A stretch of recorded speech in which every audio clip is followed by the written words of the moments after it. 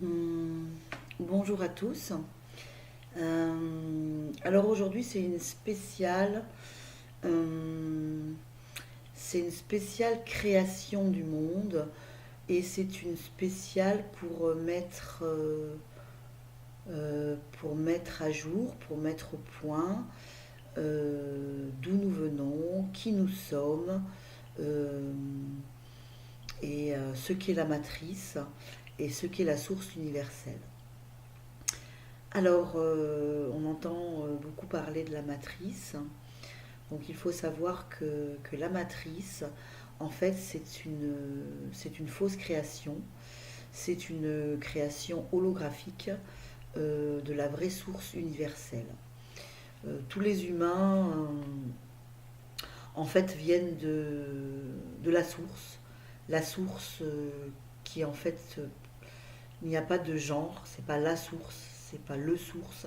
C'est source, elle est masculin et féminin et elle est universelle, c'est-à-dire que c'est ce que l'on peut appeler Dieu, hein, dans ce que les religions ont repris dans le terme de Dieu. En fait, pour moi, c'est la vie avec un grand V. C'est la vie et euh, oui, l'essence de la vie.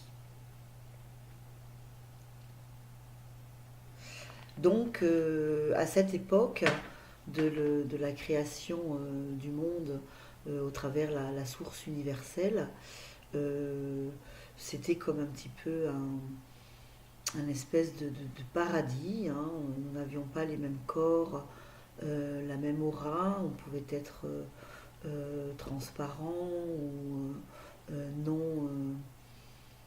non palpable. En tout cas, à ce moment-là, la pensée était créatrice. C'est-à-dire que lorsque nous voulions voir par exemple un chat, euh, eh bien, il y a mon téléphone qui sonne. Je regarde si ce n'est pas urgent. Non, ça ne l'est pas.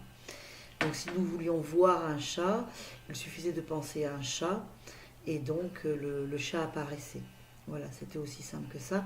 Et d'ailleurs, mon enfant qui a 9 ans et qui a un syndrome autistique était bien encombré au début, était très stressé dans cette matrice en me témoignant qu'il était énervé de ne pas pouvoir créer ce qu'il voulait, car de là où il arrivait, eh bien,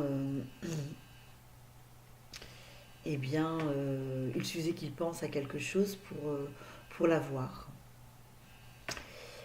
Après, qu'est-ce que je pourrais dire d'autre sur sur la source universelle? Oui, le concept de la mort n'existait pas. Quand on en avait assez d'un certain état, on pouvait changer de corps à volonté. Le temps, l'espace n'existait pas, donc il suffisait de penser à un espace-temps où nous voulions aller et on pouvait aller sur n'importe quelle planète, exoplanète, pour faire ce que nous avions à y faire, rencontrer les gens que nous avions à rencontrer et changer de corps autant de fois que nous avions envie de le faire. Il y avait une grande joie, un grand libre arbitre, c'est-à-dire le choix était présent.